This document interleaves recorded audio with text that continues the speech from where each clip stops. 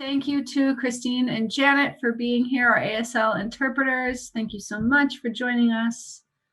And thank you to the committee members for coming and members of the public for being here. Yeah, let's start with our introductions. So again, we'll just do names. Lonnie, you want to test your audio? Yes. Can you hear me? Yeah. Yay. All right. Thanks. I'm computer wizard. So we're going to do introductions, name, pronouns, visual description, if you'd like. So I'll start. I'm Emily.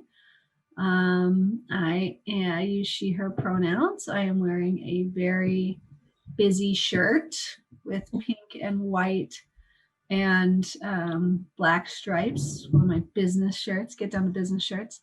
White skin, a braid in my hair. Yeah, and I'm going to take this opportunity to introduce Kaz, if that's all right, who shared in the chat, who says, hey folks, this is Kaz, they, them, or he, him. I'm having a hard time with speaking today, so I'm going to probably be using the chat. Visual description, I'm a white guy with brown hair and black plastic rimmed glasses wearing a flannel. My background is a fairy riding a tree frog over green mist. Thankfully. Thank you, Kaz. And anyone else who wants to can use the chat for this function to be heard in this way. And I'll keep my eye on the chat, Kaz, as well. Who would like to go next? You go next. I will. Oh, no, I'm sorry. Darlene, you go. Sorry, Lana, I didn't see you. That's okay. You go. I'm Darlene. I am a white female. I just got my nose pierced and my belly button pierced yesterday. So bear with me. It might be have to cut off screen just to keep it clean. But I'm having a good day today. I'm glad to be here for another session, and I'm proud that I got my daughter living with me full time now. And let's get this thing started. I'm all excited about doing this. So let's get it going. Hi, Kaz. I'll go next. Darlene, you are a friggin' joy. I'm so happy about your nose piercing and your belly button piercing. That's so awesome. And your daughter, congratulations. And Kaz, loving your background. I'm Lana. I'm a light-skinned Black woman with new braids. So I'm feeling myself tonight. I've got a navy blue jumper hoodie on with a whole bunch of stuff in the background.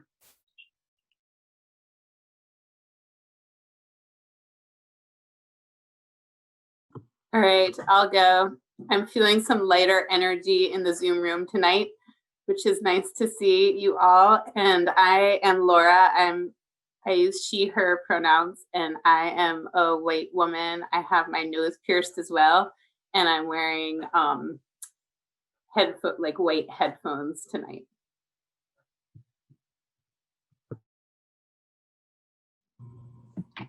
Hi, I'm Annalise Griffin. I use she, her pronouns. I have kind of shaggy brown hair and a green hoodie and a CUNY journalism t-shirt on. And my sister and I were just talking about missing our nose piercings from when we were younger the other day. So there's something in the air. So let's all do it. Inspired by Darlene. Hi, I'm Maya Schulman-Ment. I'm feeling very tired tonight, so that's where I'm at. I'm a white lady with long brown hair with some animals in the background.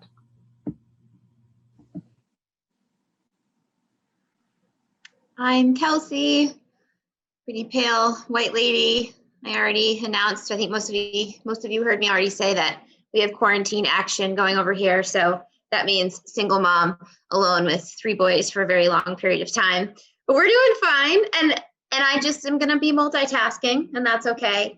And I just wanted to say to all of you that I reached out to Kaz for sort of a consult, and I was just so grateful and received such fantastic feedback as I anticipated I would. So I just wanted to say I love that we all bring such useful and important perspectives, and this lived experience. So thank you to Kaz, and love the background. And I noticed the fabulous braids right away, Lana. That's very great.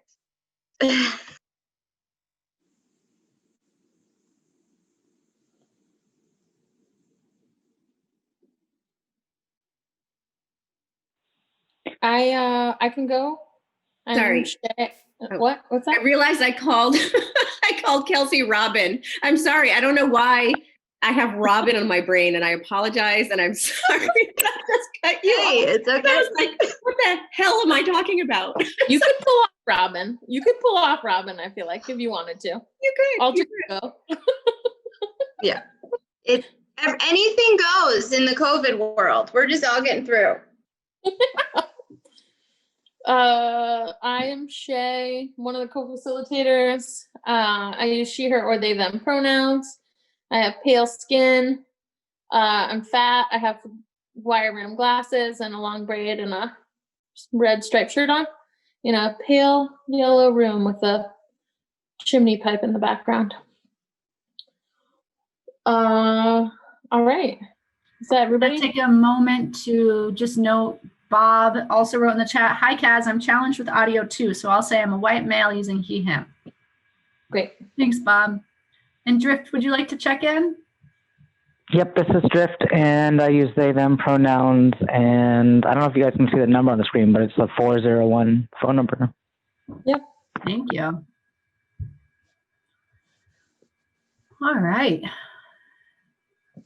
Thank y'all. We'll take a moment to ground.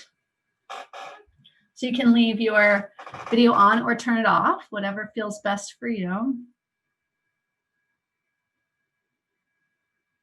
And I'm also appreciating the light tone and the light relational humorous tone of our meeting so far. So that might not be where you are at in yourself, and that's fine too.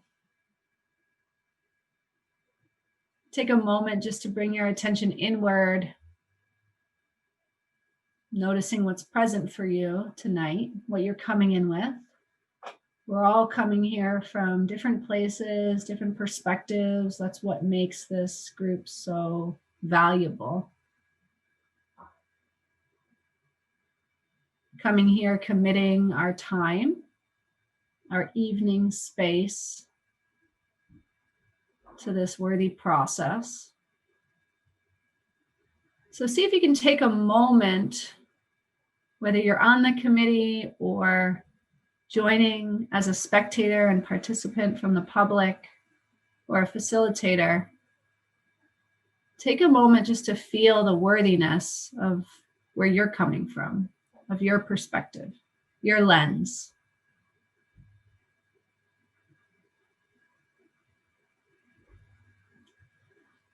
I notice that we often yo-yo back and forth between, I don't know if I have anything to offer, or I have something really important and I want to be heard. And of course, both of those places are natural. See if you can find in your center the shared experience we're all coming together in, where each perspective is valuable, each lens is valuable. There's no need for the hierarchy of more or less, better or worse.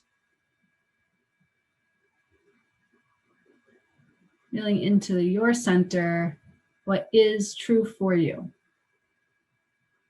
your voice.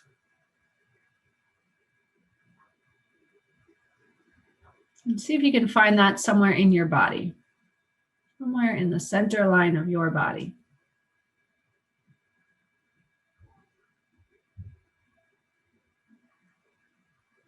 And if you can't find that tonight, that's okay too.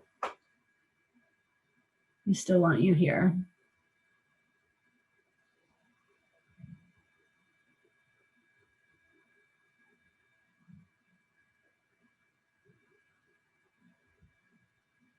Take another moment to breathe into that settled place, centered place in your body if you can find it.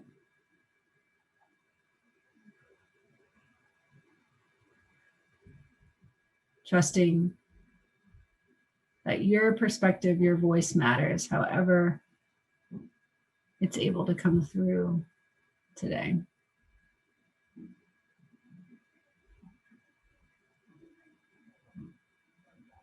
And then as you're ready, you can release the practice.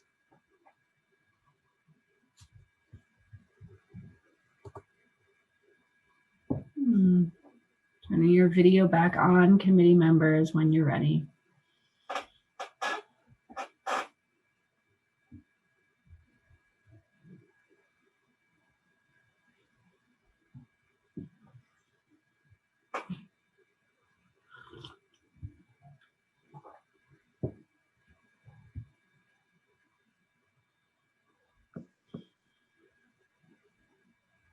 And to those who were just in the waiting room for a few moments, I apologize. We were all taking a grounding moment, so we didn't have our eyes on the waiting room for just a few moments. So thanks for waiting.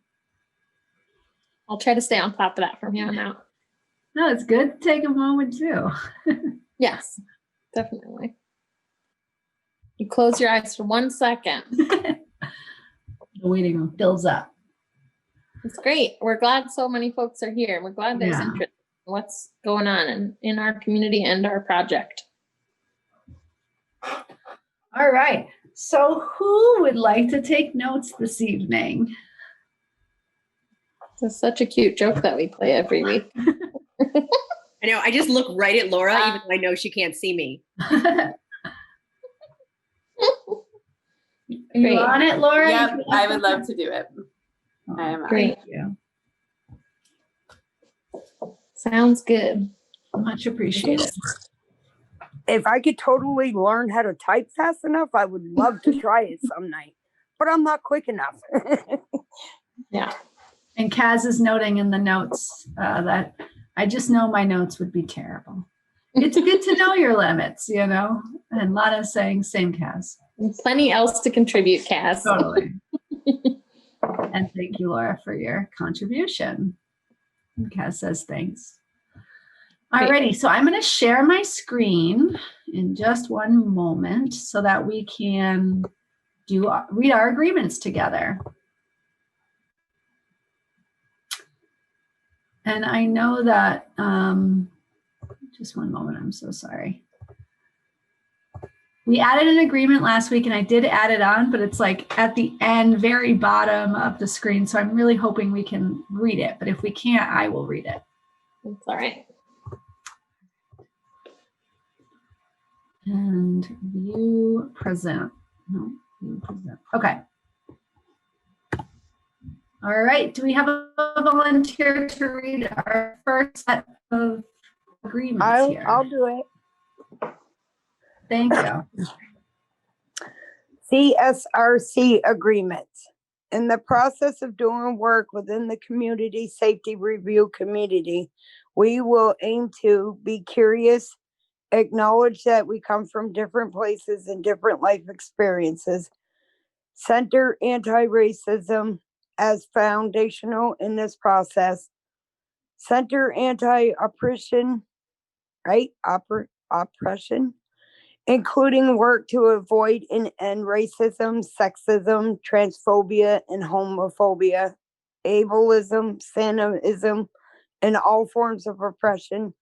Saying a suppression can look like pathologizing language, outing people's psychiatric labels, or engaging with people discriminately due to their psychiatric labeling or disability. Thank you, Darlene. You're welcome. Those words were hard. I know you got them. You did great. Who would like to read the next slide? I can go next if no one wants to. Be kind whenever possible and use respectful language always. Use both and thinking instead of either or thinking whenever possible. Use whoa, ouch, oops to pause, acknowledge hurt, and take responsibility. Acknowledge or apologize when we hurt each other, even if we didn't intend harm. Hold space for probable good intentions while acknowledging that intention and impact both do matter. Welcome feedback and accountability from one another enthusiastically and give it generously. acknowledge the contradictions. Thank you, Lana. All right, and then our last one, which it does appear as though the last agreement got cut off, so I will read that at the end. But would someone like to read this slide?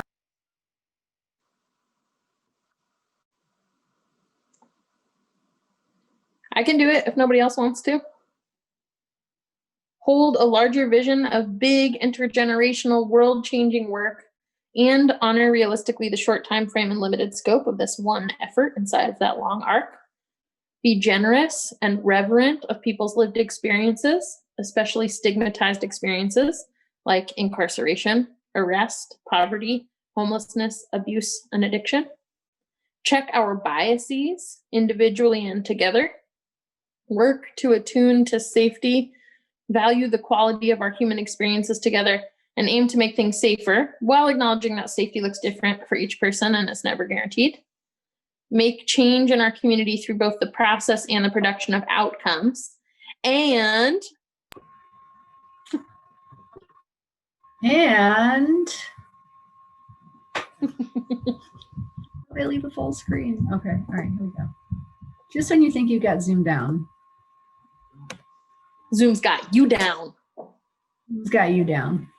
Hold responsibility of confidentiality with reverence and respect. No. Hold responsibility of confidentiality with reverence and respect informed consent in how information shared is used. Great. So that was the one we added last week. Great. And I just want to note, in the spirit of always learning under Zoom and life, I forgot to pin the interpreter, so I will do that next time. Okay, so we also wanted to check in about the sort of mid-project committee survey, which last time I checked, we had 7 responses. So thank you to those of you who were able to respond. If those of you who weren't able to complete it, if you want to, you're still welcome to complete it. So it doesn't expire. And it was generally positive feedback in that it was a Likert scale of essentially like, let's see. It was like, the language was a little different, but it was like disagree, somewhat disagree, neutral, agree, somewhat, or somewhat agree, agree. And all of the responses on the Likert scales were between neutral and strong. So it was a generally positive response. And also the questions were about how collaborative the committee process feels and how safe the committee process feels. And then there was a space to comment on those 2 things, as well as what we could be doing differently or better, and other general comments. And there was some themes in the comment that I want to sort of take a moment to check in with you all about, which is everyone seems to, not everybody, but several of us, and I would put myself in this position too, seem to be sort of curious about juggling the open transparency-ness of the committee meetings and some of the work that we just can't get to in a 2-hour weekly committee meeting, and also doesn't really make sense to be doing in this particular format. So some comments about juggling that and how that feels in regards to collaboration and safety, which were super appreciated and shared. And then also, there were several comments about potentially folks like doing more outside of, like more delegation of tasks outside of the committee meetings, which kind of goes along with that theme. So we do want to check in more about that. And I think just as a lot of the work has been foundational and what we've done in this committee has been really, really super important to the project. Like we couldn't have moved forward without it.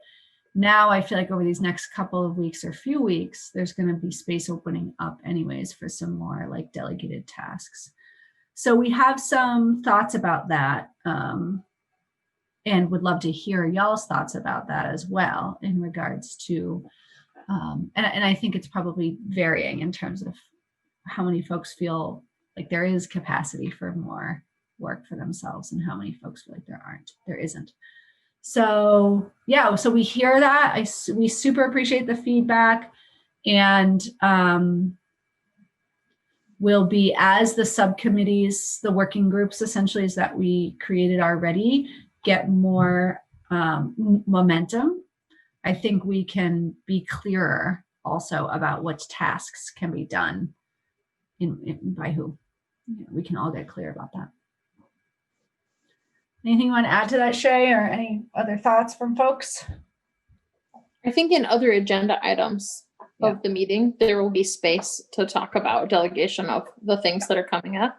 Yeah. But I want to honor and agree that more delegation is definitely going to be helpful for everybody. And like Emily said, we're holding this really delicate balance between like extreme confidentiality and anonymity and openness. And Emily and I have to hold some of that alone. We can't delegate everything out. And now that we have like the surveys are out and all this stuff is like out and popping, now I think there's space for folks to be helping with some more of these things that are public. We didn't have the public part launched at the beginning, so it was harder to get help with that. But now I think that we've talked a little bit as well, Emily and I, in one of our meetings, about just ways to better engage folks. And I think we're coming up with some creative solutions to this funny dance of privacy and openness. So we'll keep talking about it in the rest of our meeting, but I also appreciate the feedback immensely. And I'm grateful for everybody's work and honesty and like realness. And I am really glad that we're all on this boat ride together, or whatever the metaphor is. So thanks. Yeah. Any thoughts on this before, like Shay said, we will talk more about delegation of tasks or tasks that are delegatable. And anyone want to share anything else about this? Alrighty. Great. Well, thank you all for your participation. And we just want to give a brief check-in on listening sessions and one-on-ones. Oh, Bob is sharing in the chat. Do you have a timeline? For what, Bob? There are so many timelines. Yeah, we do. We certainly do. We have one. We have a few. In particular, for a delegation issue, yeah. So later in today's agenda, tonight's meeting, we would like to talk about the different working groups we have already and what delegation tasks can happen within those groups that y'all essentially already identified you want to work with. And so we're just sort of like, this was the check-in on the survey, and then we're going to get to the nitty-gritty of looking at the tasks later on today. So hopefully by the end of today's meeting, we'll have a little bit more clarity around what tasks are available for the delegation. Every agenda item, there's stuff to delegate. Yeah, I think. Does that or stuff for people to plug into as they want? It's voluntary, of course. Yeah, as you feel available for. Totally. Does that answer your question, Bob?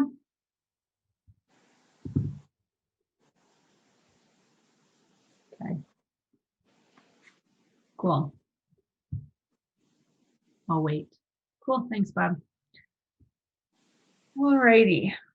So a brief check-in on listening sessions and one-on-ones. Shay, do you want to? Yeah. Stuff's happening.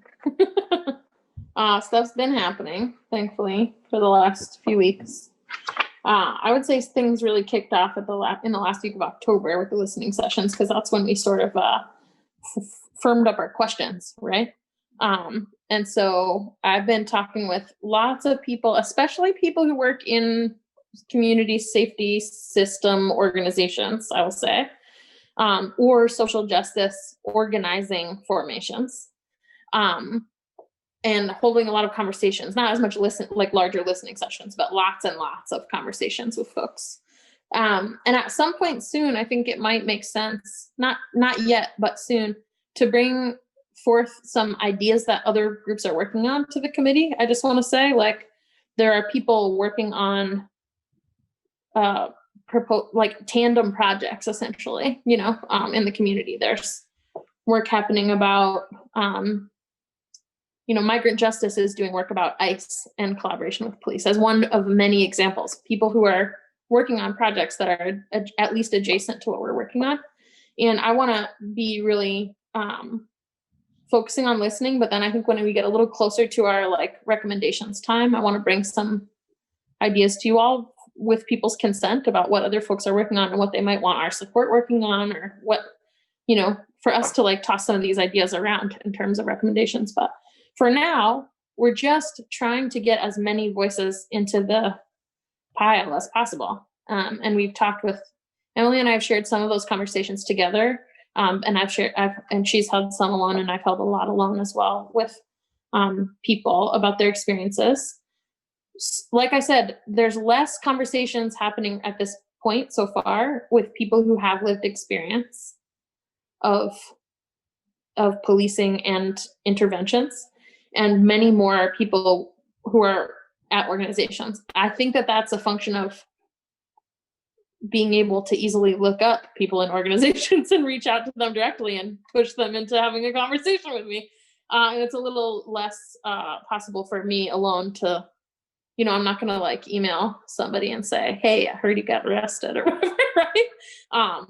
So I think that also makes sense in terms of the project. I'm not really stressed about it right now because there's so much opportunity coming soon for people to get connected. There's a lot of responses to our anonymous survey so far. That's already starting. I'm posting that. I started a Facebook page for this Brattleboro Community Safety Review. And I'm posting stuff there. We sent out a press release. We are going to talk today about our public forums so that we can warn those and then release more information about those. So there's lots more ways of engaging like community members who don't work in the system coming up soon. There's going to be listening sessions with different groups of marginalized people, especially soon. Less one-on-one conversations with people who want to share their experience yet.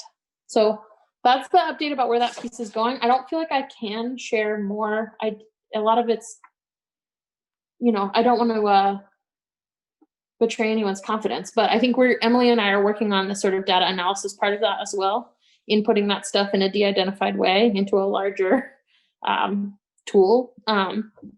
But I will say that they're fruitful conversations. There's a lot of overlap in people's ideas and concerns and perspectives about what's going on. And I think it's been really very cool for me to listen to folks and hear what all kinds of folks in the community think about what we need to do next as a community and world. But the delegation item of this agenda item is you all now have links to our survey, and you have our email. And I also got us a phone number this week.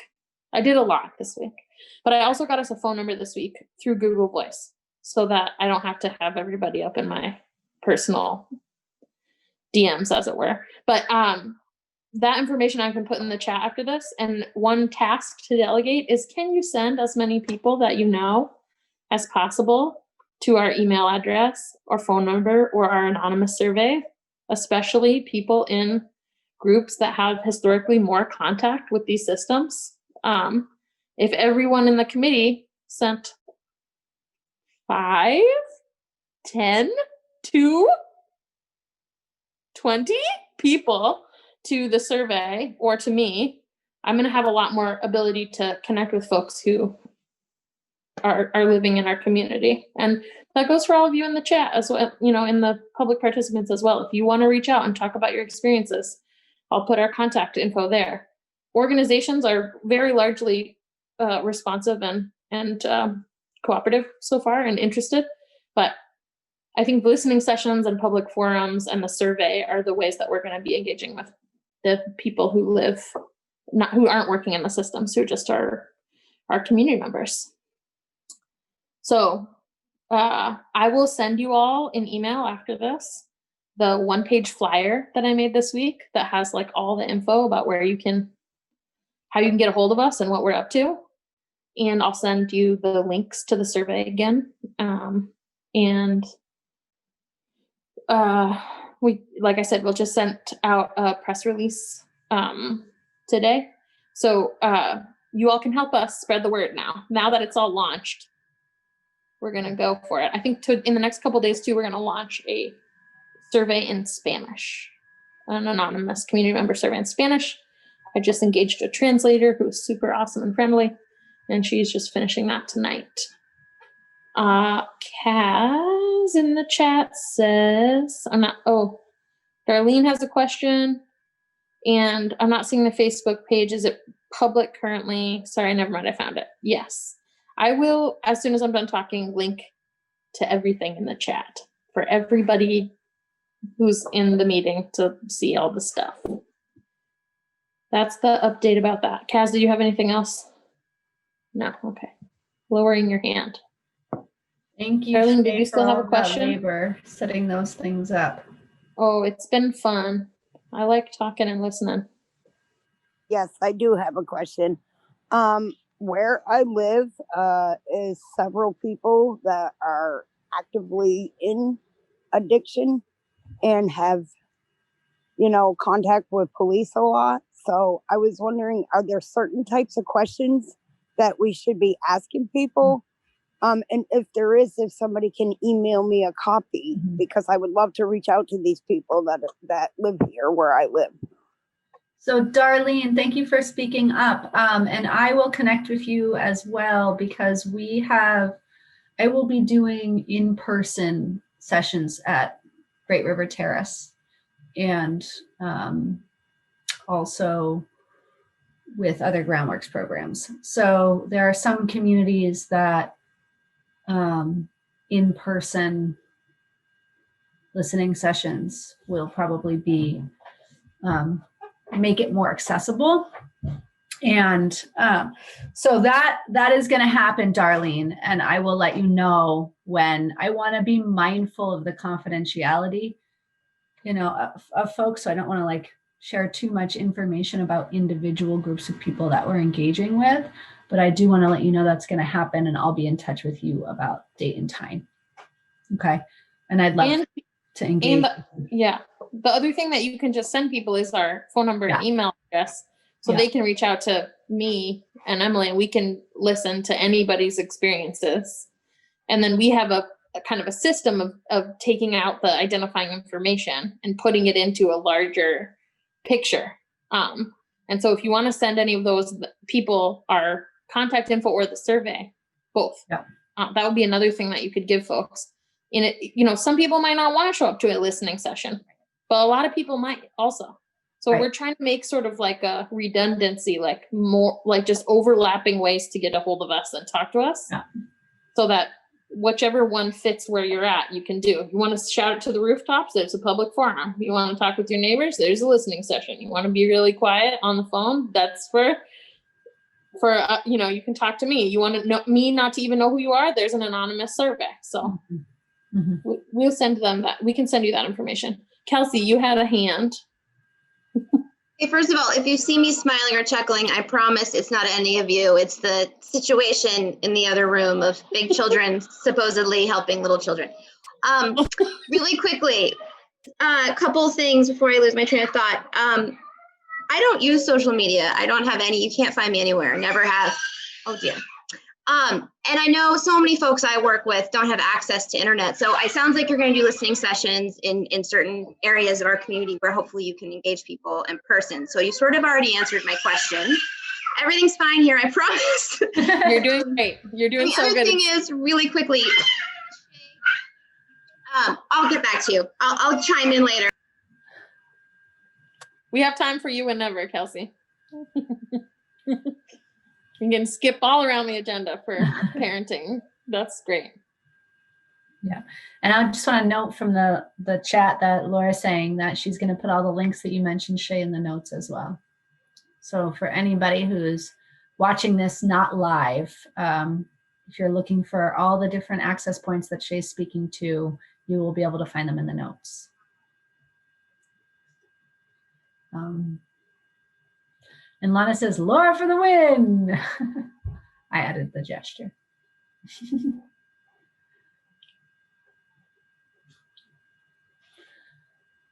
All righty.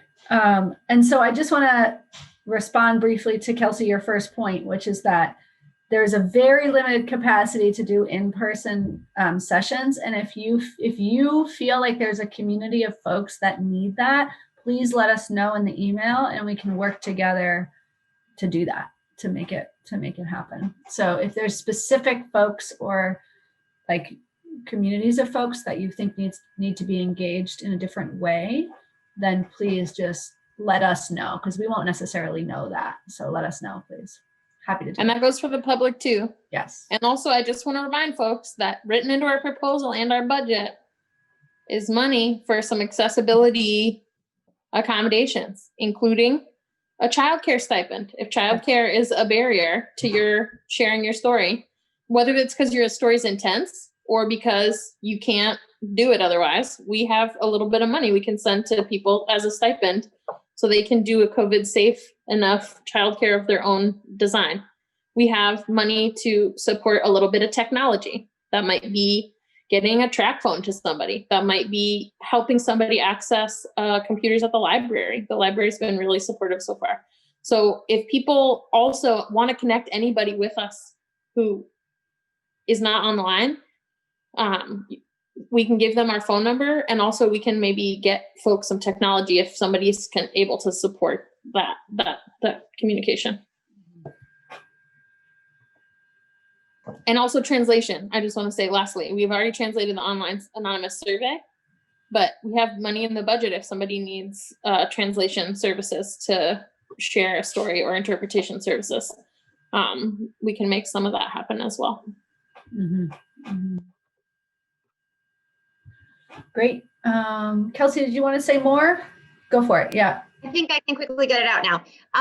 Shay, I'm just wondering, it's going to be so hard to get survivors to come forward and talk. And I know the idea was hopefully the Women's Freedom Center might be able to sort of put the word out in terms of the anonymous tool. Have they been receptive to that idea or another idea? I've communicated with them and they know the options, and we're in communication about that. And I'm hoping to have some more organizational conversation with them and brainstorm the best ways.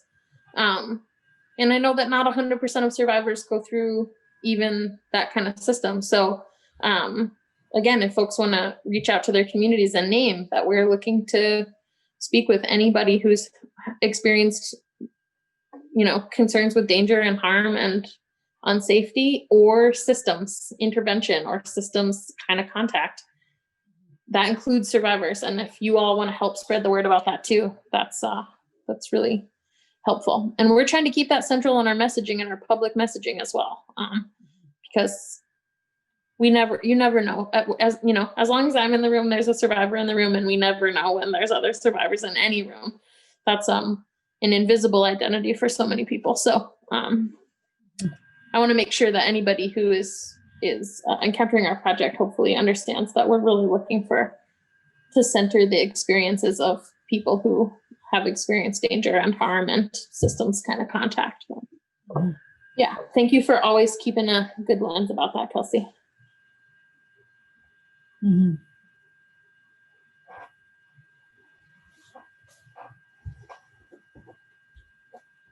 All righty. Any more questions or thoughts about listening sessions and one-on-ones before we move on to our next agenda item?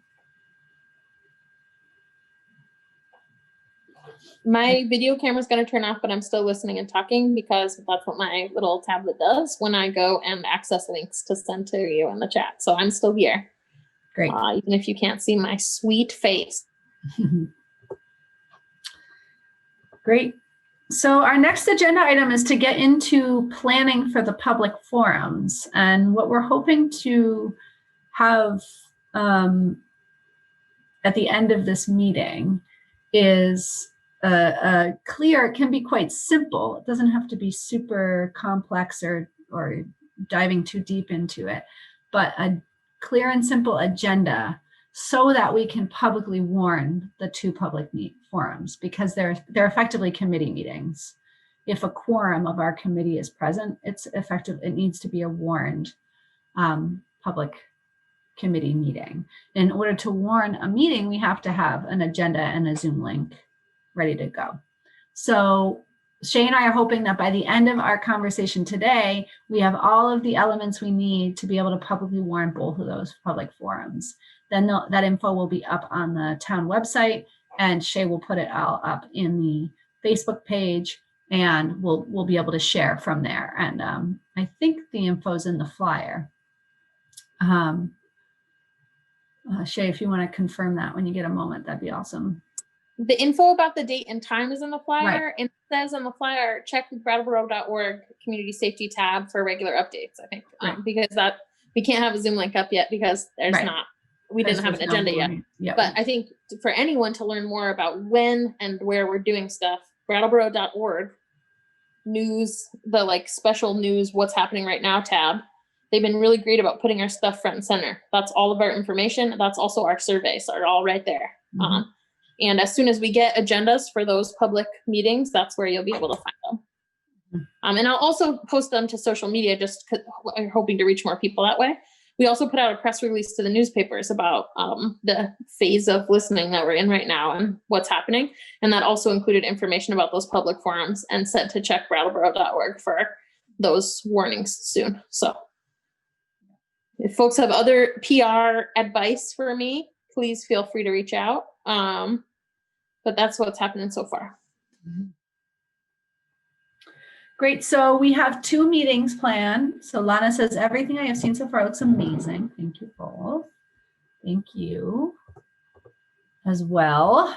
We are doing this all together, and it's happening. It's just happening. It's just making itself happen. And I so appreciate that.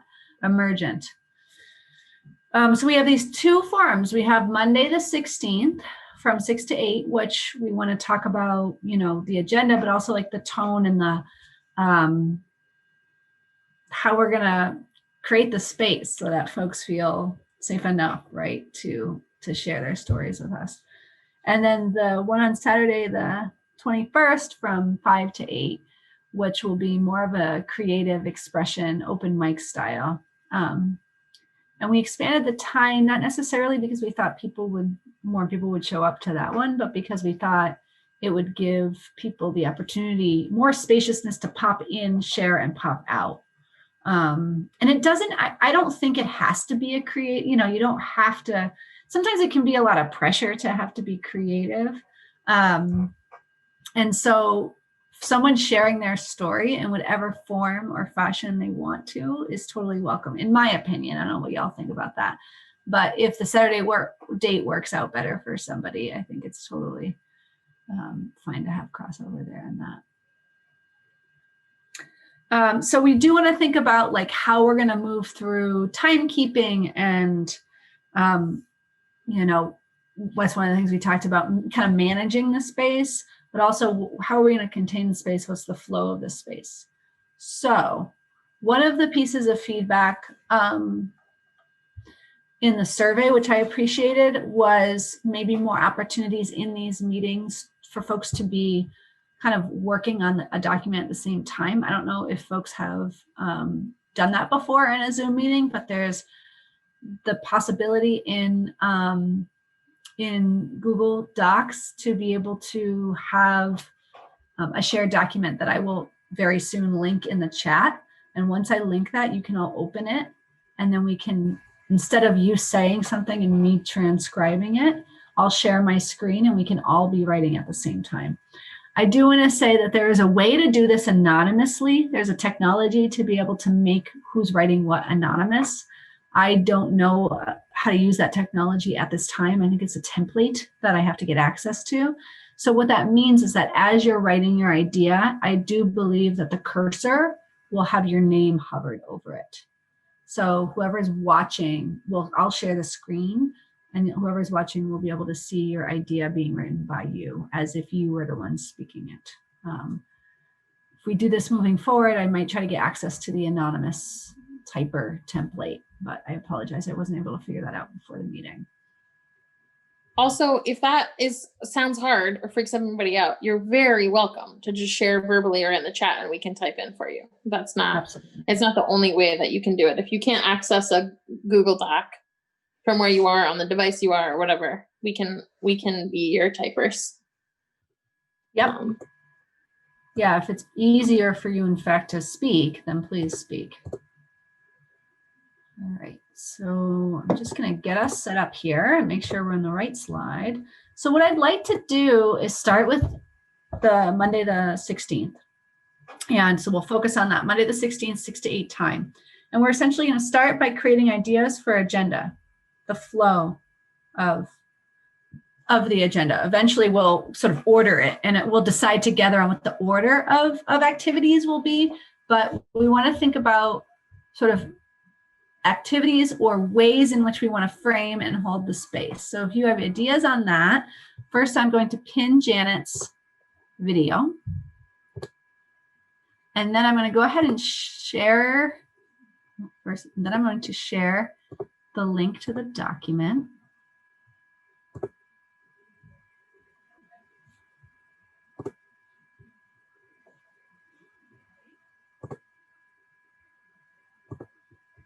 Thank you all for bearing with me. All right, I'm about to put the link to the document in the chat. So for the offering of the activity of putting the agenda items up on the document is only for committee members. So I'm sharing this document to the public at this time because I'm sharing it on the chat. So anyone in the meeting has access to the document. But for those who are not on the committee, I will be sharing my screen, so you'll be able to see what is being written. So I encourage you to observe rather than necessarily open the document. So committee members, can somebody try to open that document and let me know if you in fact do have access to it?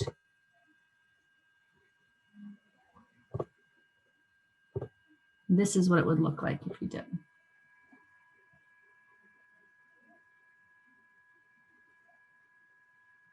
I don't see a document, hon. So on the very, I think the last thing in the chat is a link to a document. And it should open what's on my screen right now, this document. So we'd all be, it's like a slides. It's not like a document. It's a slideshow. So it looks like it does make it anonymous automatically. So that may not be a technology. Except for me, which is hilarious. That's so interesting. I don't mind. I look good in that picture. It's all good. If you see my cursor at the top, you've been assigned an anonymous animal by Google. I did not, in fact, assign you.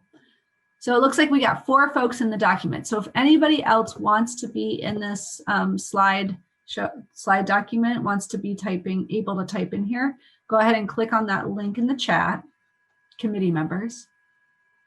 I think that it's view only. Can you try to write in it? Did you? Yeah, Kaz is saying it's view only. Okay, I'm gonna stop my screen share for a moment. But that's why I'm not anonymous and I can type in it. So I may have permissions, and that's why I'm not anonymous. That's true. All right, I'm just going to change the permissions. I apologize. All right.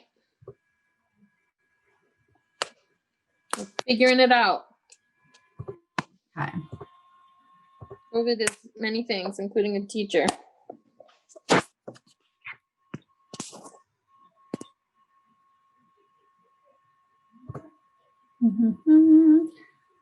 If anybody's feeling confused, like I said before, we can add stuff in for you. Emily will share her screen and we can type for you. So whether or not this may or may not work to get us all typing together, and that's fine, we'll just type for you. And even if it does work and it's hard or confusing, we'll help you by just typing in what your ideas are.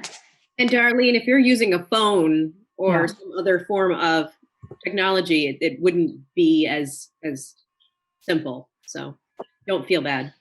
Yeah, if you're using a phone or go ahead. I'm sorry, I just took a screenshot of what I'm looking at, and it has nothing what you are showing. It says our meeting. Oh, okay. Good to know. And that's So- because I'm on my phone, so. If you're on your phone, it's probably going to be easiest to just watch along and share your thoughts verbally if you're up Okay. for that. Yeah, Okay, just I stay can in do the that. meeting. Yeah. So I think I changed the permissions. Can someone try to type in this document?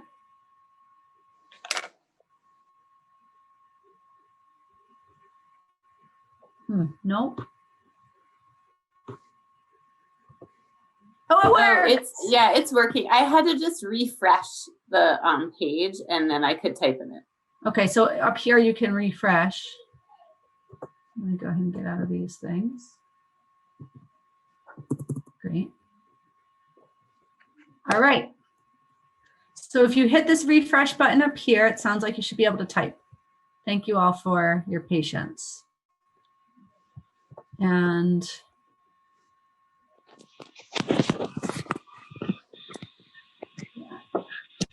Darlene Kelsey is also saying that she can access the document, but she plans to chime in verbally. So what we're talking about or typing here, either way is fine. You're welcome to type in the box your ideas, or you're welcome to say them verbally. Both are equally as valuable, and two just different ways to engage in this piece of the agenda. But what we're doing is we're talking about ideas for the public forum happening on Monday the 16th from 6 to 8, how we might want to format those meetings. And by the end of today, we'd like to have an agenda that we can warn to the public so that we can get the word out about these meetings by the end of our meeting today.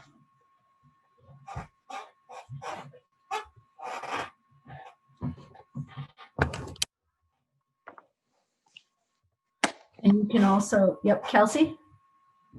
So I'm just going to say, I don't really have a specific suggestion, but the thoughts that have come to my mind about around this is two pieces to it. Like that maybe we need to give a time limit to folks so they don't take up too much airspace. I could totally do that if I don't plan for a time limit. But also like, we don't know what the turnout will be. So if we have a smaller turnout, then maybe we don't. So I'm not sure what the answer would be, but I think we should maybe have a plan of how to work through that. I agree with what Kelsey just said. I was thinking the same thing. Like if we show up and there's 20 people, we could divide the time by that amount of people, and maybe give people as much time as they possibly can, depending on how many people are there. Yeah. I feel like we should do a brief introduction. You know, what are our goals? And to remind people that they're safe, it's a safe place, whatever. All of those lovely things that we do before a meeting, and then allow people to talk while also making sure that everyone gets a chance to speak. Thank you, folks, for sharing. So introduction and someone saying maybe agreements and a grounding practice like this meeting. And I think the agreements become a way to establish a sense of safety. You know, it's a public meeting, so, you know, there's that's a piece of it. And I think even in this public meeting, we have been able to establish a sense of safety by continuing to revisit our agreements. And maybe we should also ask folks not to respond to each other. I don't know if that sounds fair. You know, to ask folks to introduce themselves however they would like, and then share their story, but to refrain from responding or you know, or having dialogue across stories. There are really beautiful ways that I've seen for that to happen in other spaces, like establishing a way that people can respond and support. That is like snaps or claps or whatever. That's not like usually verbal. And that's helpful for a number of reasons, including that it cuts down on types of responses that are really not supportive. You know, public space where we all don't know each other, unwanted advice, or, you know, all kinds of things can happen. And I think for me, my biggest interest as a facilitator is to make sure that this thing is emceed really strongly. And also that the expectations are really clear so that people just know what what's expected of them, what the container is really clearly. And then you can expand as much as you want in that container, like spray foam. You take up as much space as there is, but we got to keep the container really solid. And that container includes, you know, the same agreements that we have, anti-racism, you know, being really reverent of people's experiences and identities. And then some way that we can encourage people to respond, like snaps or something that is not going to be a back and forth or anything like that. Yeah, I think there has to be a way for us to hold people in community in that moment. Like, so say someone shares something, for instance, it's really hard, and we're all very moved by that piece of information. There should be a way for us as a community to show that support. Right. Yeah. Jazz One hands, idea. whatever. Sorry. Go ahead. Sorry, folks. One idea too is to have somebody, a committee member or facilitator, one of us or two of us, sort of holding that role so that there is a verbal response, like a thank you for sharing, thank you for being here, but that it's like somebody's playing that role of witness Emily, in that way. You would be a good person to be in that role. I'm sorry? Emily, I think you'd be a good person to be in that role. I think so many of us would be, but Emily, I think in particular, you'd be a very good person. And maybe that could be like up for a vote right now that Emily, you're that person. Yeah. Yeah, I'm happy to play that role if that's what we want to do. I'm also happy to share that role. You know, we could do half of the time I could do it and half of the time someone else could do it. If someone wants to, I think we really underestimate sometimes how strong the role of witness is, right? And how by just witnessing and listening, how you're really showing up. And sometimes the urgency and desire to respond actually comes from that sense of like, oh, I've got to say something. But if we have like a held space and there's that role is being tended to. So if somebody wants to practice being in that role or wants to serve in that way, I'd be happy to share that responsibility as well. I'll help. Yeah? Yeah. Great. I know you're a great listener. So you're somebody, it sounds like Darlene, are you interested in playing that role of like after people share, saying, thank you for sharing or saying something? Great. Sorry, mic was off. Yes. Okay, cool. Thank you. Kelsey, did you want to say something? Yes, thank you. And I don't want to sound redundant, but I just keep thinking a little bit about the emotional labor that it takes to sort of prepare for people to share their stories. Maybe if it's like, anyway, if we don't have a sense ahead of time of how much time people have, it could create more anxiety for folks if they're suddenly like, oh, I can't present this 15 minutes of something. I have to give it in 3. And maybe that's just the way it is. And we really can't anticipate that. And that just is what it is. But I guess I just want to name that could create some major emotional anxiety for folks if they've like really prepared something. So maybe we just need to maybe in our announcement mention that you need to perhaps be flexible in the time. Maybe that would be a way to give people a heads up.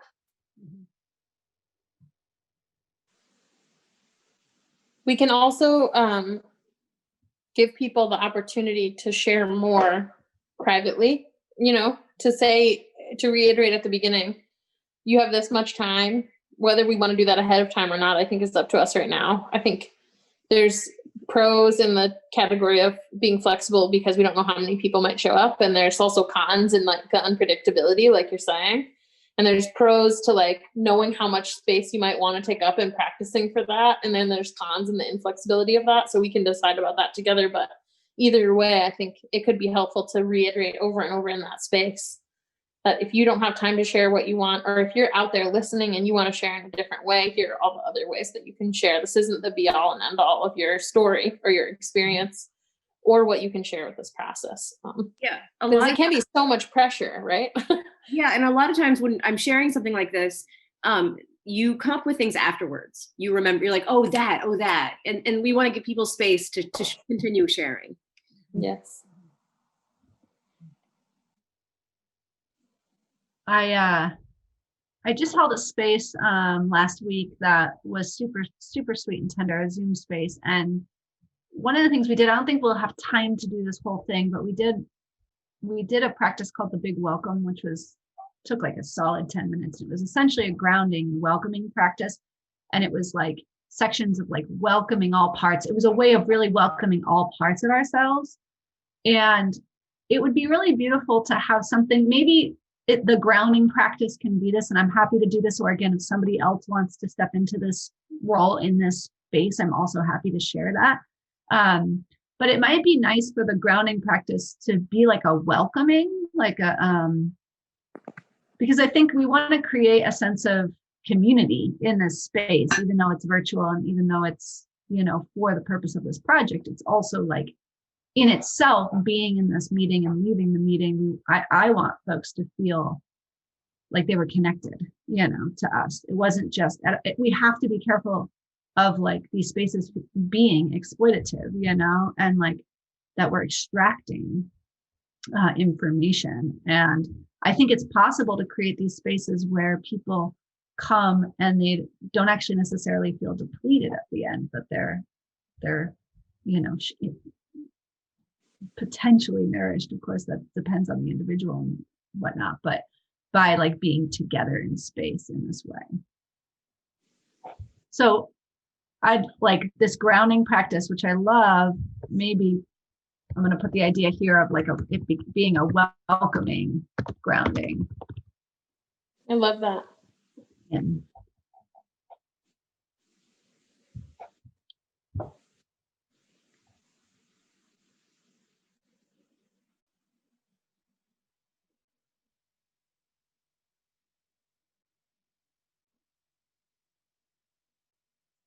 one other idea that I have regarding the unpredictability of turnout is that we could consider both just like inviting people that we know to who are wise or have experience to share to see if we can get a roughed out sense ahead of time of people who might show up. But also, you know, I wonder, this is a question, not at all a prescription. I wonder about people from this group bringing things to, you know, hold or fill space with that are inspiring to us and related to our work that aren't, you know, necessarily, I'm not going to ask you all to share your own experiences in that space. That's a deeply voluntary, you know, process that you each get to decide about for yourself, what, you know, how you want to hold and share what's happened to you. What happens to you belongs to you.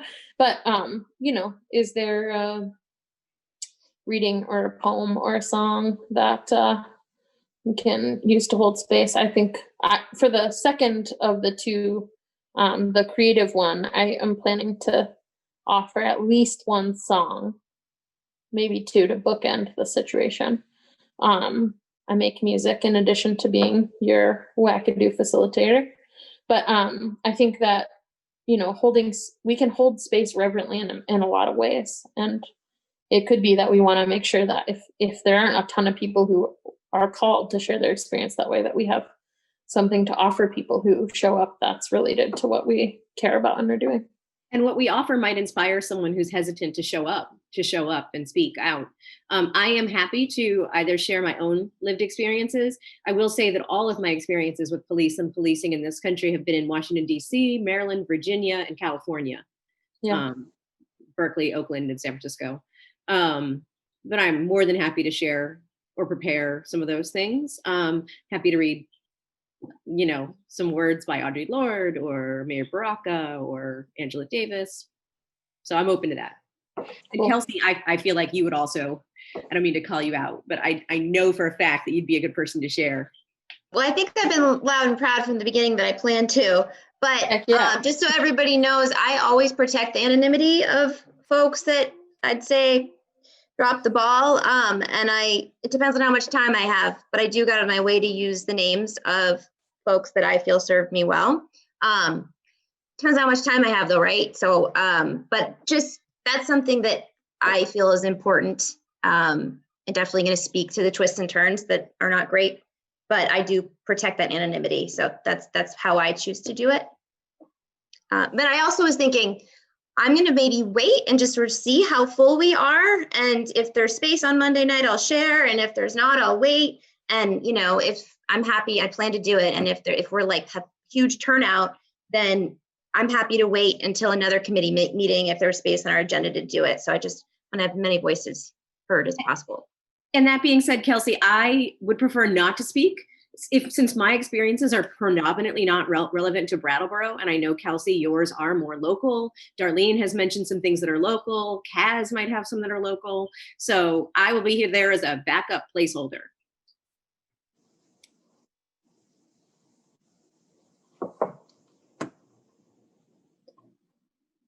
I think we can also make space for you, Kelsey. I think that would be, it'd be even cool modeling to,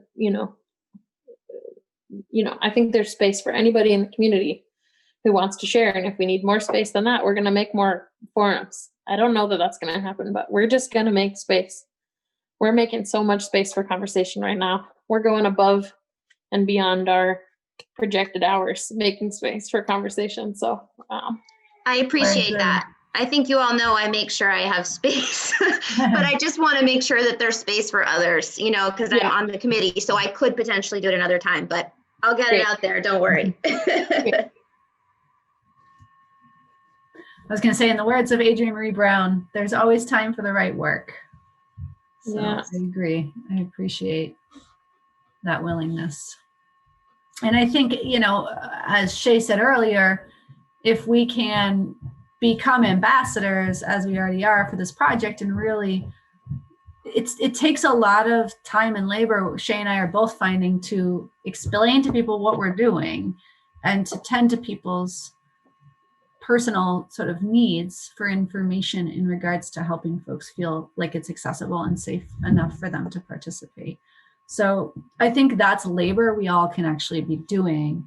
That's one of the greatest values of this committee, is that we have, people from, embedded in different areas of our community. So that I think that ambassadorship is critical for y'all, all of us. Lana saying, same, I make plenty of space for myself.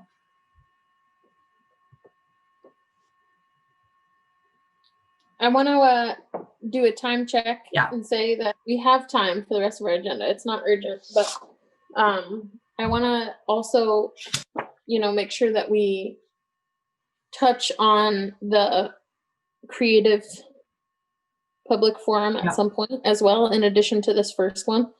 It can be largely overlapping, but I don't know if folks maybe want to take a brief break first, because it's 7:10, 7:12. I think it's a good idea. Let people move their legs and butts around.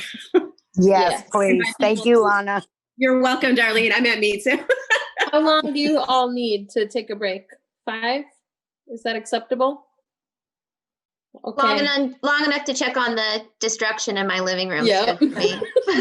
Not long enough to rebuild, though, Kelsey. I'm sorry. No. All right. All right. We'll be back at 7:17 then.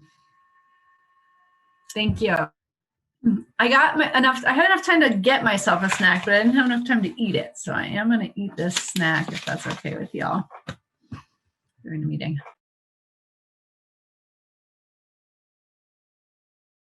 You do not need our permission to fuel your body, EMR, or any of the rest of y'all. That's good, because I'm eating pizza. Good. Fuel up. All right, so I'm wondering if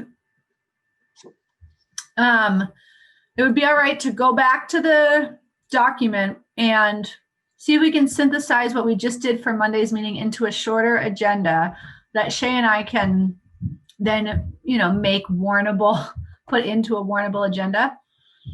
But I would like to synthesize down what we've written in here into something a little simpler. We can keep these notes for our own, not internal, but our more detailed agenda as we're thinking about how we're holding the space, but to get clearer about what we're gonna say in our agenda. And then move on to the second forum. Does that sound good?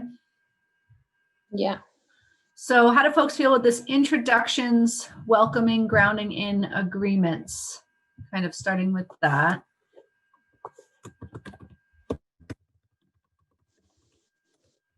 I think it's fantastic. I just hope we can cover the ground in a really meaningful way in an abbreviated amount of time. I mean Yeah. that in the most respectful way possible, because I think we totally need to do it. Totally. I completely agree. We don't want to lose people's attention spans, and we also don't want them to feel like, okay, this is a system bureaucratic, checkout moment. We want to make it as like clean and clear and quick as possible so we can get right to people talking. I second that.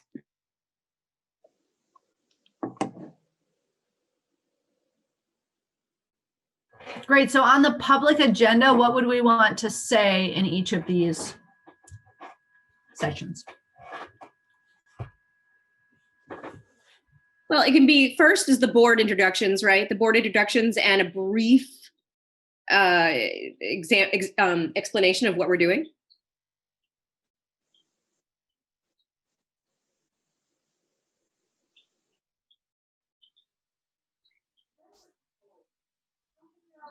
And as far as the board introduction goes, I don't think we need to go around, this is my opinion, and each introduce ourselves. We can be introduced here. We are a group of community members, that sort of a broad introduction.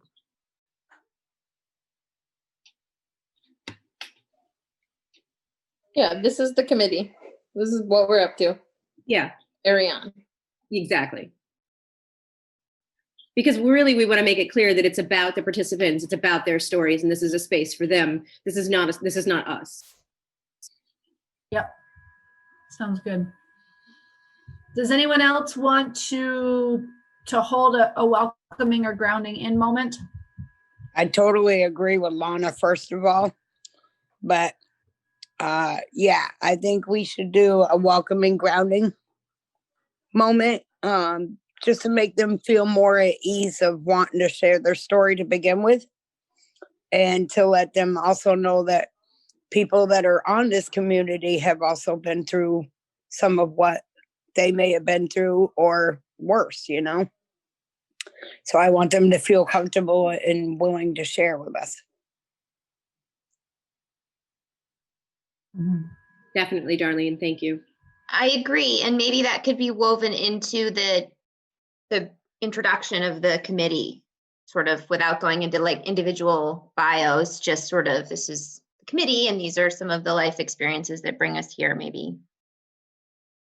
Yeah, that we represent the broader scope of this community as well. We represent different factions, each of us make up this community. Is there a committee member who wants to do this introduction? I'm happy to do it if no one else would like to do it. I'm always happy to speak if no one else wants to speak. I don't need to. I will do it with you, Lana. We could split it in half. In that case, I guess I would write up a little script for the, I like to read from a script if I'm doing something like that. Yes, I agree, Lana. Yeah. So Kaz is saying that he's not always available to be a speaking person these days. So thank you for taking care of yourself and letting us know, Kaz. No worries. There's so many different ways to engage. And Darlene, if you want to, in the interest of sharing the roles too, if you want to do the like acknowledging and appreciating sort of feedback to folks with me or not, or you want to do the introduction, or both is cool too, as long as if there's other folks that want to sort of hold a role in this, it might be also a space for other folks to join in and share too, if wanted. Like, yeah, I don't know if other committee members were interested in the introduction part too. Is it possible to be, so this is a working document, this agenda. So is it possible between now and the 16th to all, write a little bit, like I could write the brief bio in there, and then you guys are welcome to edit whatever I write? The only thing that's not flexible is the sort of very basic bullet point agenda of what we're going to get up to. Right. Because that has to be warned to the town website, and they warn it, and we're going to do that as soon as possible so that they can share that and people know. Beyond that, we put on our agenda like checking about listening sessions and one-on-ones, and then we talk about it a bunch. So all of that stuff is mutable, and unworkable up until the end. But we need to have the sort of basic bullet point skeleton before. Okay. And Well, I I'm also happy to don't write. know. Go ahead. I'm just happy to write something. I'm just not a good writer while I'm multitasking. And so, Yeah, no, we don't need to write it now, but I don't think we can all work on, I don't think all the committee members can work on writing a document together. So I think it would make more, just because of if it's not happening in a meeting. So I think it would maybe make more sense if two people wanted to like work on something together outside of a committee meeting. But we'll put you two down for now and see if there's others that want to hold that space too. And I am happy to do this part if somebody else wants to. I'd love to also help somebody else, make space for somebody else to do this. But I'm also happy to hold that piece if desired. Okay, yeah, like you said, Emily, if somebody else wants to help Lana, that would be great. I will step aside. But either way, I'm available for both if you need me. Mm-hmm. Thanks, I Darlene. I have a suggestion, Darlene, since you were going to do the, sort of saying thank you for sharing, holding that space, what if you did the agreements? Because that seems like that's part of that. That seems part of that role. That's just throwing that out there. Mm-hmm. I also don't mind speaking at all and would do one of those things. And the other thing I was thinking is for the project introduction, what Shay wrote in the start of the anonymous survey is really good, and it explains like a lot about just like how we're using these stories. And so I was thinking like that could almost be a script of sorts. Mm-hmm. That's perfect. That sounds It could at least be the springboard, and you could, edit it down or whatever at will. Yeah. I can almost always stand to be edited down. That's just me acknowledging the truth. Yeah, and Laura, I think it'd be great to hear from you, because there are some, I know my voice is heard quite often, so I'm happy to not hear the sound of my own voice, and I would love to hear you do something. Yeah, wherever I'm needed, I don't mind talking. Laura, do you want to do the agreements? Walk folks through agreement? Sure, making? I can do that. I think you'd be great at that.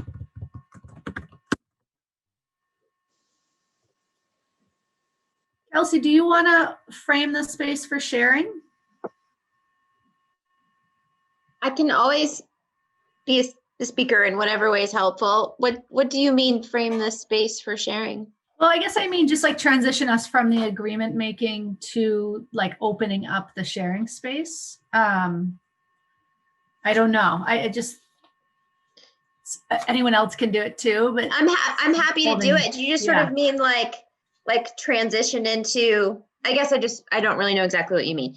Yeah. You want me to like open with sharing my story, or sort of transition us like, thank you, Laura, thank you for going over our agreements, and now we'll begin, like how, I guess I don't know what you mean. I think that role includes setting those sort of parameters that we've named for sharing. Like there's the agreements, and then there's like, all right, this is how we're going to hold the time a little bit,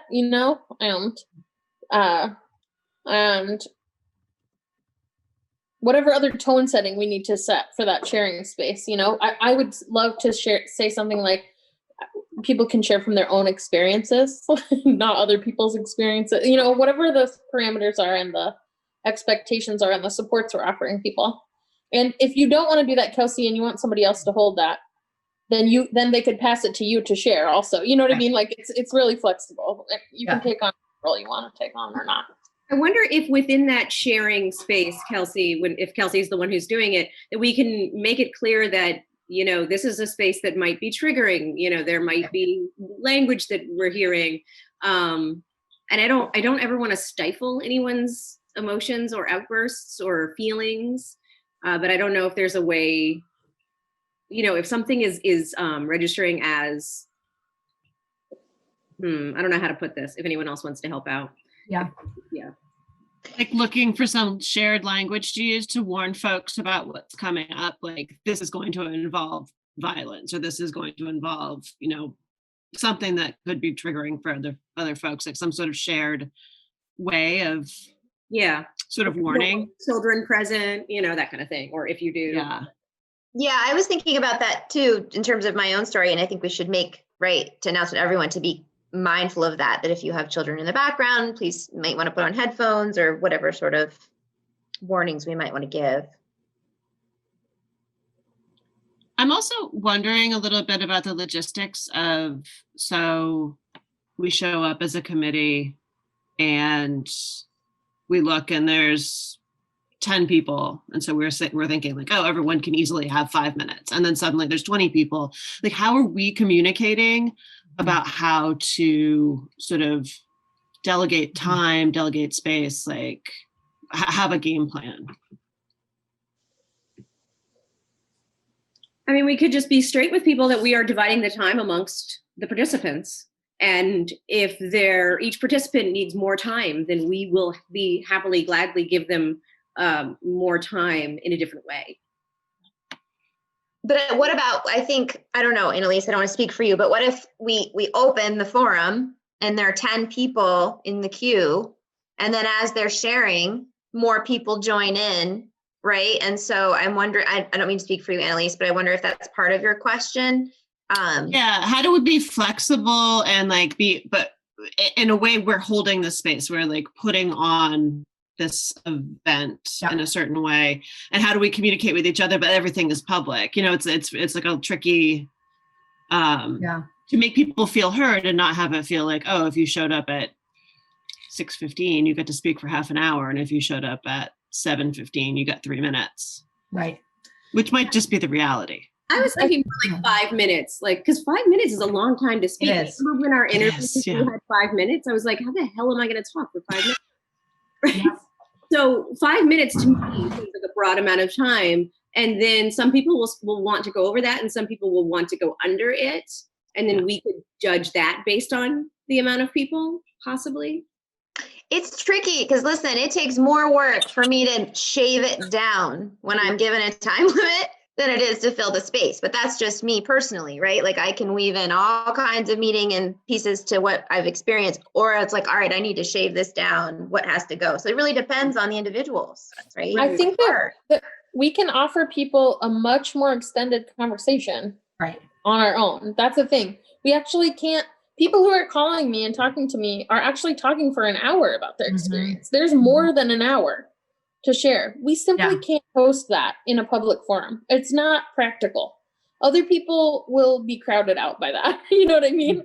And so I feel like keeping it fairly brief actually is helpful. And I think that part of this solution could be solved in the pre-messaging too, to share whatever we decide ahead of time. We're going to give folks approximately 5 or 10 minutes to share whatever we decide. And these are the kinds of things that we're focusing on as a committee. You share what you want, but what we're looking for is stuff about these systems. The questions that we had in our survey are what we're listening for, in addition to just witnessing people and accompanying people in their reality. We're looking at, what did you expect to happen if you called for help? How did you make the decision to call for help or not? Did you feel like there's a consequence associated with that? What worked? What didn't? What added unsafety? You know what I mean? And we can share in our pre-messaging these sorts of things that we're focusing on and say, you have 5 minutes on the floor. You can share as much of your experience as you want, and you can tailor it however you want to share with us which part of your experience you want to share. Some of you will have so much more to share than that, and we really want to make space for you to do that elsewhere. But we can't have everybody do it for 20 minutes because that will be 4 people share, and then that's all the time we have. And I hope that we have more than 4 people show up, you know. I know when we did the stories at the movie theater down here, Latches, and in Putney, we each got 5 minutes to speak, and that 5 minutes, like whoever, I forget who said it, but that 5 minutes seems like it drags on forever, but I promise you it like goes real fast. So the more you could say and the amount of time that you could say it, I give you all props, because I know I found it hard, so but I did it. But so yeah, 5 minutes I think will be enough time for each person. I really advocate for us putting out there an expected time frame people will have. I think in so many ways it will be helpful. As much as we want to be flexible on that, I think there's a lot of reasons why it would be best. Thank you for that. Do we want to create some sort of sign up sheet so that people can anticipate an order? I know, like, I always feel like weird Zoom anxiety where I'm like, did I unmute fast enough? Am I going to get in? Am I going to have like a back and forth with someone? Like, just so that people can anticipate when they're going to speak, and there's some order. Yeah, I see. Try to mind meld panelists at the exact same time. Yeah. So Maya, I think that would be a great role. And so we can do this a couple of ways. I totally agree with you, Kelsey. As this conversation has unfolded, it has become clearer to me that like saying on the outset and putting it in our marketing outreach materials that like everyone will get 5 minutes to share. We could say like 5 to 8 minutes or something.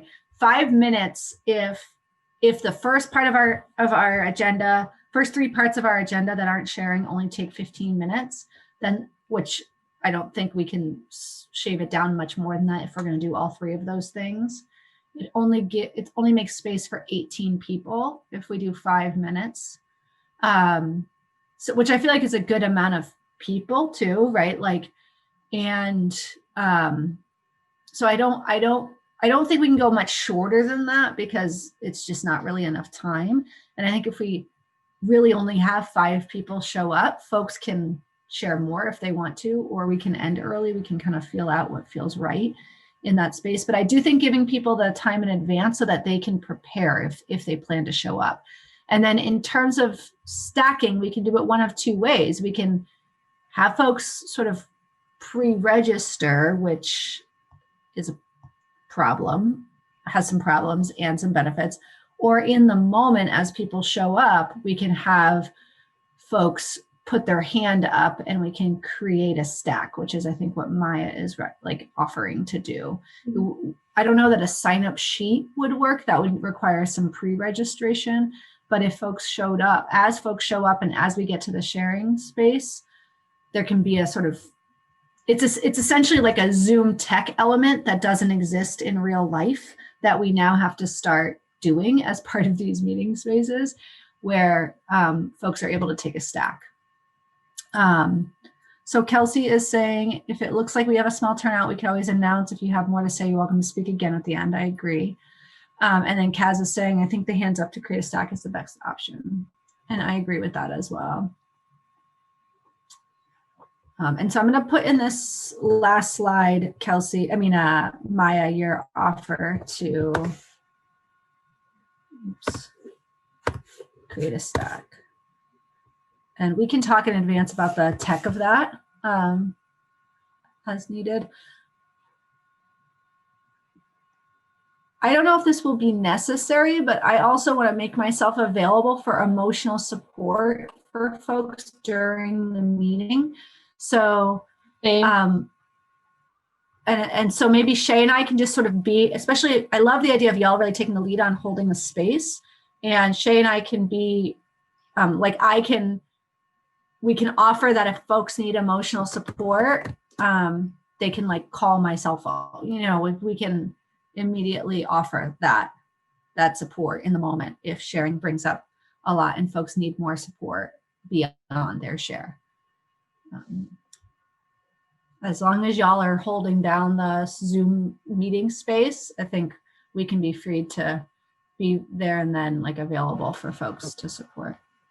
I also think that an inevitable, hopefully not useful role is just to be maintaining the safety of the space, which I'm happy to hold some of that too. If somebody's like not following the expectations or is speaking really hatefully, which I don't anticipate, we'll make sure that, Emily and I are like making sure that people are either being within our very minimal agreements about human decency or not going to crash the event, right?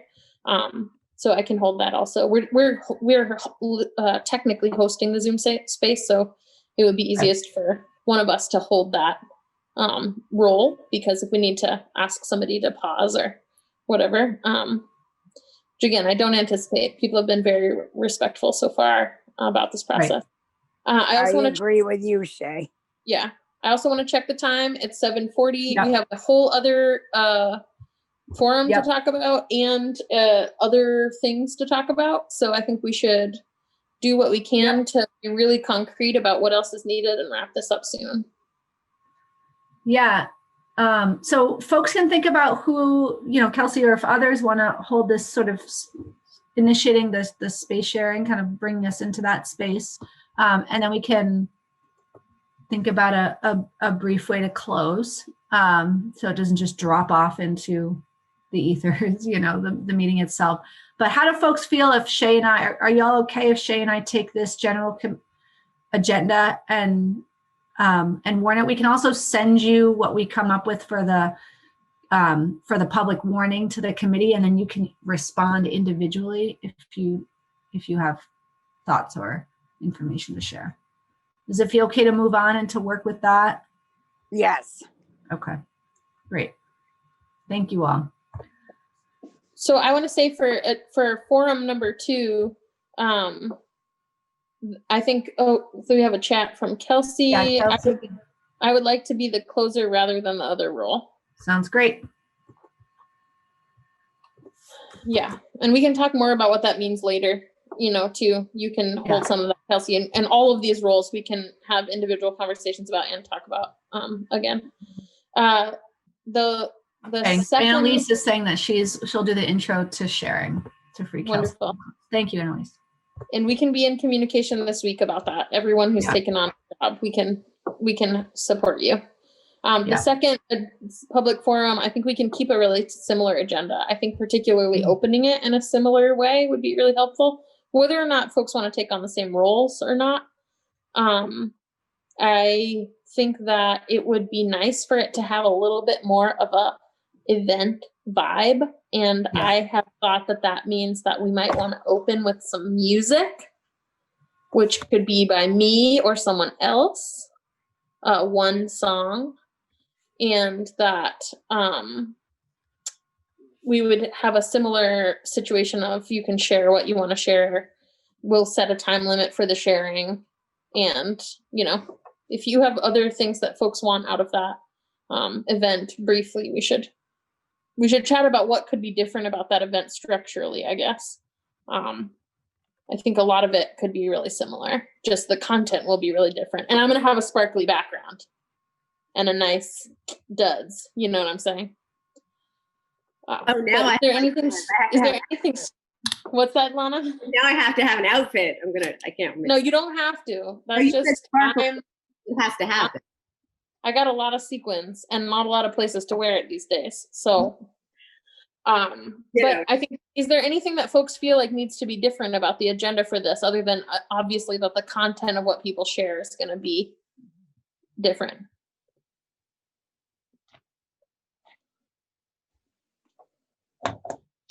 I guess my question is, how do people share visual art? Mm-hmm.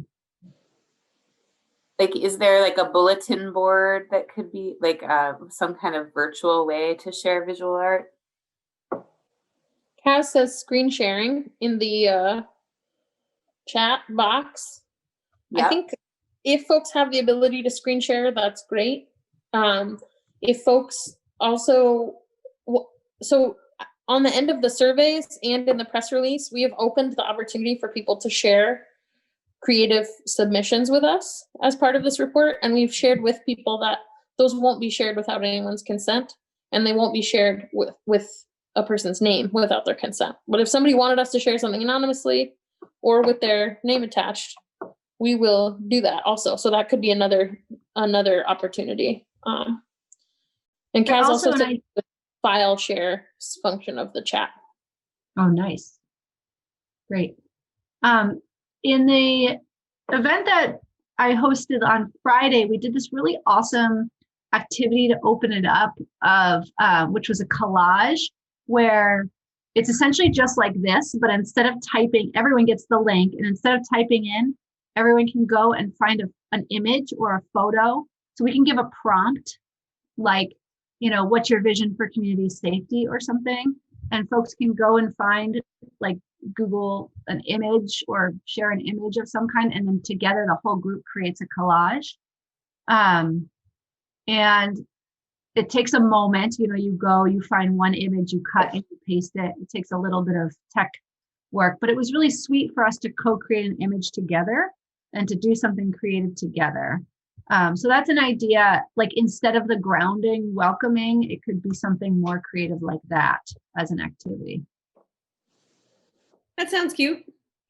I totally love that idea.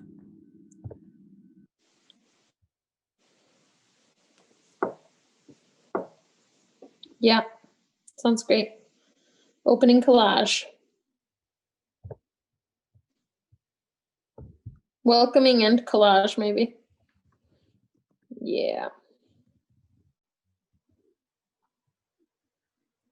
And Kelsey, I'm seeing your comment about Monday night and might needing to pass on the closer due to quarantine. That's totally fine. We will have backup for sure. I'm happy to hold any kind of backup roles also. Yeah.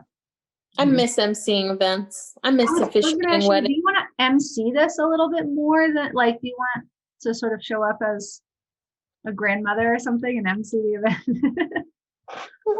Yeah, probably not as granny. Yeah. I do a granny thing Emily knows about every year, but that would be wild. But yeah, I could hold a little bit more of the keeping the flow alive, keeping it on the vibe of the second event.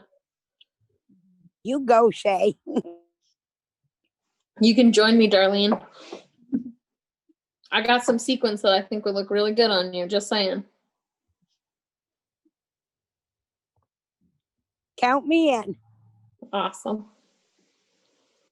How are folks feeling about this second, more expressive space? I think the sharing is going to be a little bit more technical in terms of or a little bit more in terms of helping people think about the different ways that they could share, including screen sharing or file sharing. I think it's nice, and it might be really nice for younger people, to get involved. It might feel a little less rigid. Mm-hmm. Mm-hmm. It's also a space for people who don't want to share exactly what happened to them. Right. Literal sense, play by play, but do have experience with all of this things that we're talking about and want to share their feelings or their bodily experience or their expression about it in a way that for some people that's more vulnerable and for some people it's less vulnerable to share a more abstracted version of what you think. I just want to take a moment and note that Drift is on the phone, I think. Still, maybe. Yep. And can't see. I'm wondering, not to call you out, Drift, but I want to make space if you have any questions or needs around engaging, or anybody else for that matter, for engaging in this. And I think the roles we can also clarify more as needed. What we need to get out from today's meeting is a basic agenda to warn the meeting. But just want to take a moment to make space for other committee members to jump in. Yeah, this is Drift. I'm happy to help, in holding space, before, after, whatever's needed. Mm-hmm. Sounds like there's, a lot of volunteers for the first one, so maybe the second one. Is there anything in particular that we've talked about so far that you feel like you want to hold? I'm happy to read the agreements or do something like that, an intro part. Great. You want to do the agreements for the second agenda? Does that feel good? Yeah, sure. Great. I'll put you in for that. And again, no pressure. And sorry for calling you out. I just wanted to make some space. And Kelsey is saying in the chat, are we going to do the same 5-minute piece for time limit for the creative share? We do have one more hour in that time. So I think it's important to note that. I think that it could also be for that one 5 minutes or approximately one song or one poem or one, thing. Yeah. I'm noting the time. Yeah. I'm noting that we have one more agenda item. We haven't talked about accessibility for these events. I think that largely if you all empower us to make these as accessible as possible, we will do so. we have put out and will put out the information about translation and childcare and all those things with the marketing for these events. But we have one more agenda item, which is just working group reports, and then we also need to take public comment. Yeah.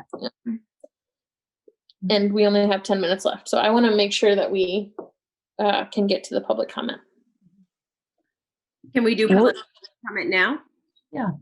Do you all feel good enough about the plan that we have for these forums, for the agenda that we came up with? We're going to warn them. We're not going to have another meeting before them. Right. So that means that individually, the facilitators and each little micro team for those forums can be talking. We can talk to the person who's doing the intros or whatever, but we'll need to do that individually before the next meeting, which is going to be on, the forum's going to be on Monday. Great, thanks. Thank you. Okay, all just real quick. Yes. The stuff that you put in the chat, I wasn't able to write it all down. So can you just send me a copy in an email? Yeah, I can send you an email with everybody. I'll send an email with all of the stuff that we have to spread the word. Yeah. Kaz says, I believe in this, and I love that attitude. Let's take public comment first. Is that okay with folks in the committee to take public comment before working group? Okay. Anyone in the public want to share? Feel free to raise your blue hand.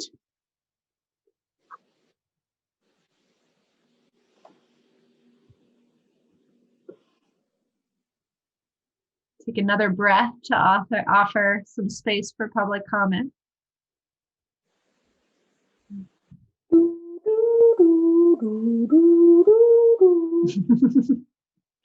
Well, thank you for following along. Feel free to raise your blue hand if you want to in the next few minutes, and we'll do working reports as we move forward. I'll start with the BPD review. Keep it real brief. Yep, we met. We're going to meet again in 2 weeks. Folks are moving at their own paces in reviewing the documents. There's duplication and review in that we're all reviewing the same documents, which is actually good because it brings different lenses. You know, some people see things that other people don't see. And then we're going to meet together. And there's elements of the review that each of us are going to sort of take a little bit more on and dive a little bit deeper into. So I'm going to sort of, in the interest of time, you know, Bob, per your question earlier, I have some delegation pieces under this subgroup for the 4 of us working on that. If you want to, you don't have to, but I'm not going to go into that now because we don't have time, but I will be in touch with you all as individuals. And for the public sort of interest, these delegated pieces will just be more sort of focused questions around information gathering under the BPD review. So there will be some specific delegated tasks under the BPD review. Bob, Kelsey, and Kaz, I will reach out to you as a subcommittee to talk more about that. Great. Public forum progress. We progressed. We made them happen. We made the agendas. We're finding our costumes. We're going to tell everyone we know. You're going to get 5 people to show up if you want to.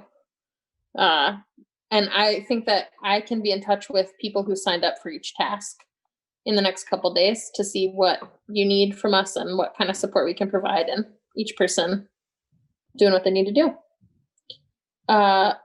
Mapping the map. Maya and I have had a little bit of conversation. I think that's an area that Emily and I have brainstormed about how to delegate better. It's hard because a lot of that is conversations that are confidential with people who work in systems who we want to protect their anonymity also so they can share freely. But I think that there are some tasks there that are kind of adjacent to the BPD review that are like publicly available documents and budgets and stuff. You know what I mean? That like actually lay out how organizations are connected. So I think in addition to Maya, if anyone else is looking for some stuff to plug into, be in touch with me on the email, and I will be in touch with you all about some lines of kind of, again, information gathering tasks that we could do, especially to lay out what are the relationships between different organizations that are responding to like safety concerns what's the flow chart of how those things get delegated in the community. And I think a lot of that's going to be me conversing, but a little bit of it is document review that you all could plug into if you like. And the last part of that, this working group agenda, is the anonymous testimony survey. Thank you so much to everybody who helped get that off the ground. The anonymous survey is launched, the community survey is launched, and a Spanish language anonymous survey is ready to launch as of tonight, I think. Hope and expectation are the same word in Spanish. So we had to like clarify some things like that were really interesting for me. Because we had questions like, what did you hope or what did you expect? It's the same question. We figured it out. We're going to launch that very soon. The last thing that I want to say about that, I would like you all to give me your permission to do something maybe. The text at the top of those surveys is long, really long. And it's important that people know what's up, but we are worried about people getting bogged down. So Emily and I chatted about a solution, and one solution is that we take those blocks of text and we turn them into a link. It's the same information. We're not going to edit the content. How is my information going to be used? Think, if you care, you can click the link and get a lot of information about how your information is going to be used. If you don't care, you don't have to be bopped over the head with all that text wall. Do you all consent to me making those into links so that people still get the same information, but are not as overwhelmed? That way you can opt into each one that you care about. You know what I mean? And that's just for those beginning context questions. All the rest of the questions are just going to be totally untouched. Great. That's a great solution. I'll make that switch. I think that it's technologically possible to make that switch and not alter anything else. And if it is, I'll do that so that people have said it's kind of long. But also people are answering different ones of the questions. So I really want the questions to stay available to folks. Yeah, definitely. But I think that's a way to shorten it a little bit. Thank you. So Kaz thinks that's a great idea. And Kaz also tested the file sharing by sharing a file. That's probably great for us to read anyways in the chat. So thank you so much, Kaz, for doing that. And then Kaz is saying it's a comic. Great. And then I want to share that I can't see a file that's shared in the chat. You can't? No, and I'm on a tablet right now, so that might be relevant. Right. Phone and tablet people might not be able to. Darlene, can you see a document file shared in the chat?